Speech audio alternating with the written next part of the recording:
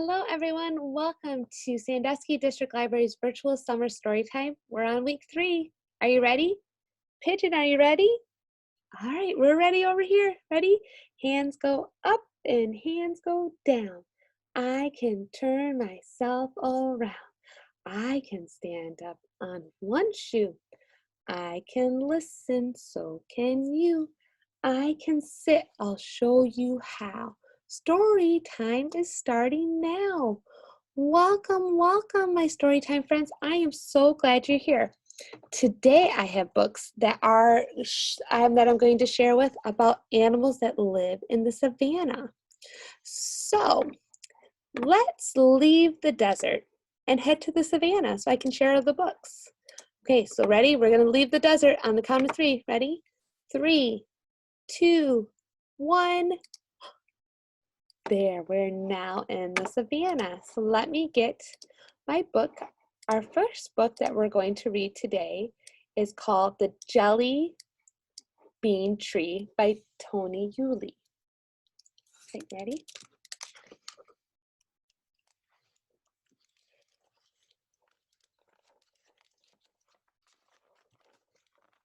Jelly Bean has long legs, a long tail, and a very long neck. Jelly Bean's favorite place is with the trees. She especially loves to nap with them. One day, Jelly Bean took a long nap. When she woke up, she heard something. "I hope my nest won't fall," chirped Mama Bird. Jelly Bean stood very still for the rest of the day and night. The next morning, Jelly Bean's friends came by. "What are you doing?" asked Dog. "I am a tree," said Jelly Bean. "See my nest?" "Oh," said the dog, "that's nice. How long will you be a tree?" "I don't know," said Jelly Bean. "I've never been a tree before." As the days passed, Jelly Bean's friends brought her snacks and picked her some flowers. They played, but not too hard. "How much longer will you be a tree?" asked Turtle. Jelly Bean wasn't sure. And then, beep, beep, beep. Soon the chicks were hungry, and Mama flew off to find food. The birds need a different tree now, thought Jelly Bean.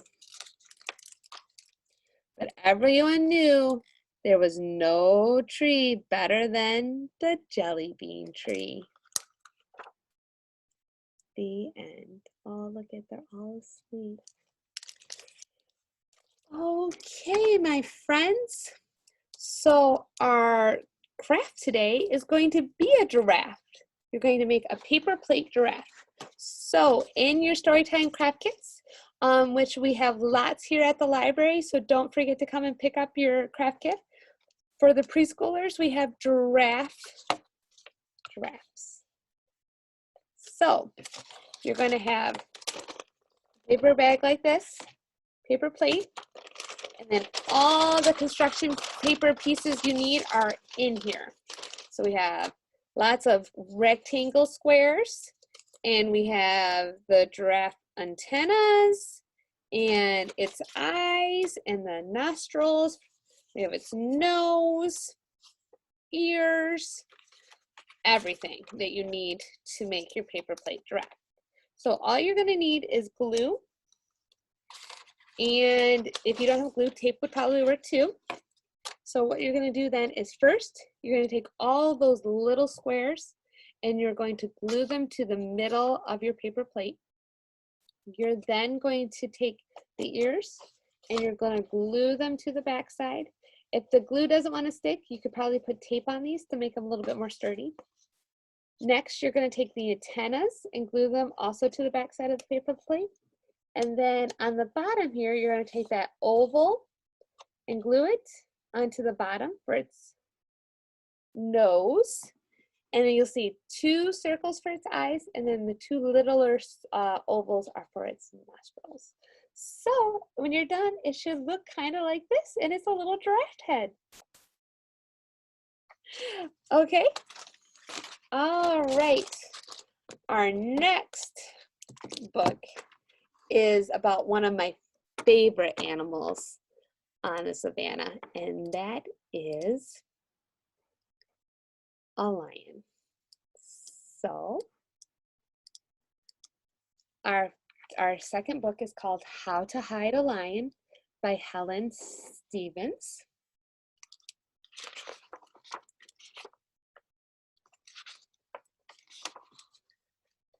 One hot day, a lion strolled into town to buy a hat. But the townspeople were scared of lions, so the lion ran away. He ran as fast and as far as he could and hid in a house in a garden. It was a playhouse, and it belonged to a small girl called Iris.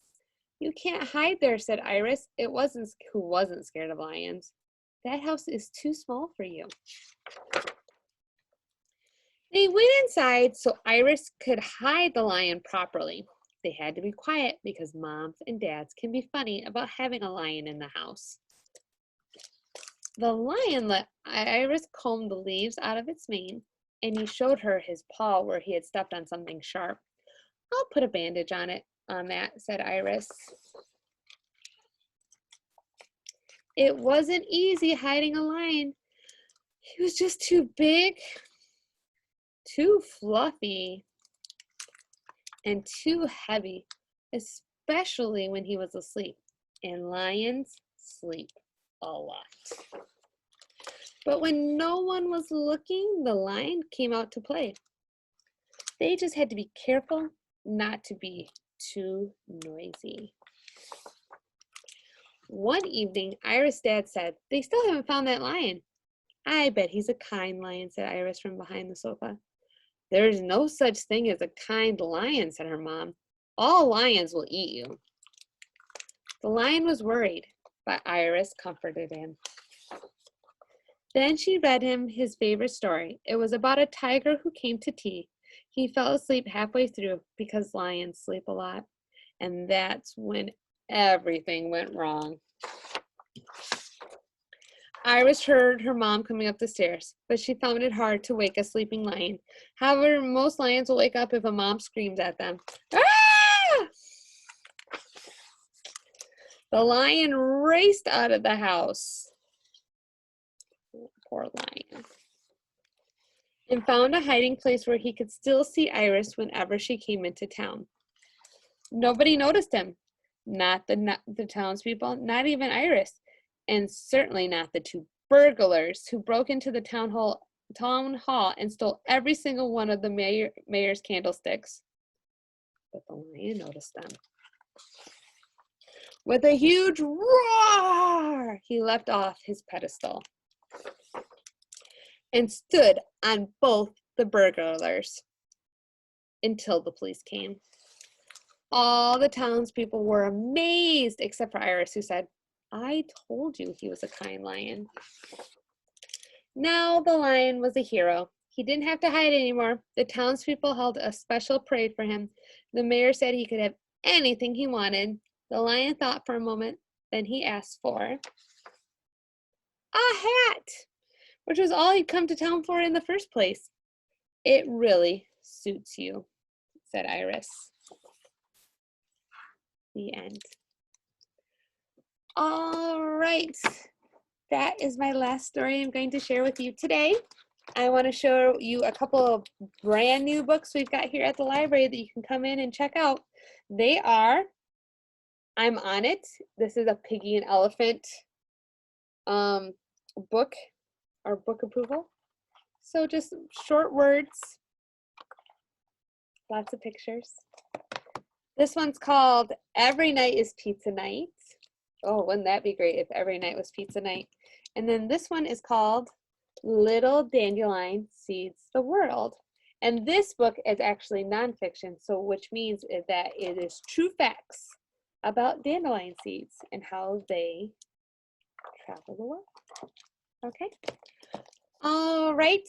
I will see you guys next week. Next week we are traveling to the ocean. Okay, are you ready? I hope to see you next week. All right, tickle the stars, tickle your toes, turn around and tickle your nose. Reach down low, reach up high. Story time's over, so wave goodbye. Goodbye, my friends. See you next week.